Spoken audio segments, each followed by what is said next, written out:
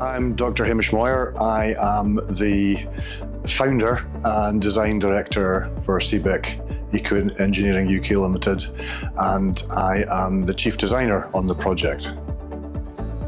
I think it was 2013 when we started, and we were approached by Aberdeen City Council at that stage to do the work. It's a really good opportunity in this phase. We are able to realise the full design that we had first time round, so it's a real benefit to the park generally.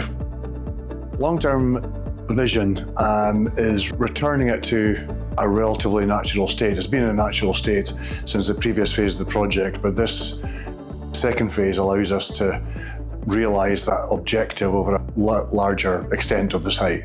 The new part of the site will develop pretty quick, and it will return to something fairly natural within, I would say, 2 or 3 years.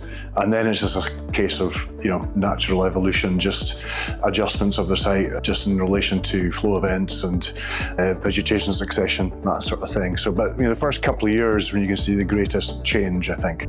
It's been nearly 15 years since the first phase, and it's evolved really nicely. So the wetland was in a good condition ecologically, although there's water quality issues, and we're trying to address that primarily with this new phase. At the moment, there's an upstream wetland pond, and we want that to be a nature feature. So in order to improve its condition, we need to tackle the water quality issue. So we've got a second retention basin immediately upstream, which is purely for the function of tackling the water quality. So we have the suspended solids that are coming in from upstream that are of poor quality, and it gets retained in that water, that retention basin, and periodically excavated and disposed of.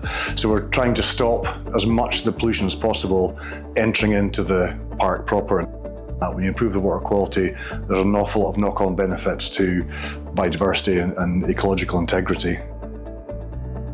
The previous phase, we had to work within the previous path network. Now I think we're producing a path network that's more integrated with the design.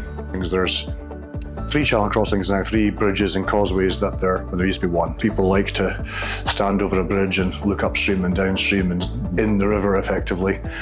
So I think that's a very positive outcome in terms of the access for the site. It's the project we've worked on where we've got most positive feedback from the public. It's really good to be involved with it second time round.